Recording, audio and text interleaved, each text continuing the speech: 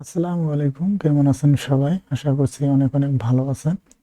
তো আমরা যারা ওবিএস ভিডিও স্ক্রিন রেকর্ডার দিয়ে ভিডিও রেকর্ড করে থাকি, রেকর্ড করার সময় আমাদের অনেক ধরনের প্রবলেম ফেস করতে হয়। আর এই প্রবলেমগুলো ফেস করার কারণে আমরা কি করে থাকি, এই সফটওয়্যারটিকে আনইনস্টল করে দিই। আনইনস্টল করার পর আবার ইনস্টল করি। ওকে, ইনস্টল করার পরেও আমাদের প্রবলেমগুলো সলভ হয় না, মানে সফটওয়্যারটি রিওপেন হয় না। তো আজকে আমরা দেখব কিভাবে এই সফটওয়্যারটি রিওপেন করবেন। তো রিওপেন করার জন্য এই সফটওয়্যারটিকে আসলে মূলত আপনাদেরকে রিসেট করতে হবে।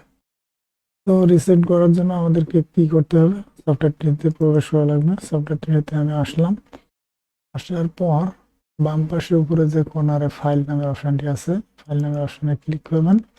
ক্লিক করার পর এখানে দেখেন শো ফোল্ডার, এখানে ক্লিক করবেন। ক্লিক করার পর আপনাদের সামনে ফাইল ওপেন হবে। সিম্পলি আমাদেরকে কি করতে হবে, এই ফাইলগুলো মূলত ডিলিট করা লাগবে। আর এই ফাইলগুলো ডিলিট করার ফলে আমাদের সফটওয়্যারটি রিসেট হয়ে যায়।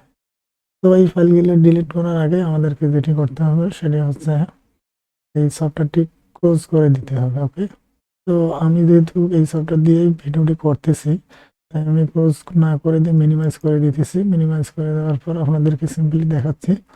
এখানে ফাইলগুলো সিলেক্ট করবেন। সিলেক্ট করার পর রাইট বাটনে ক্লিক করবেন। ক্লিক করার পর ডিলিট অপশানে চাপ দিবেন।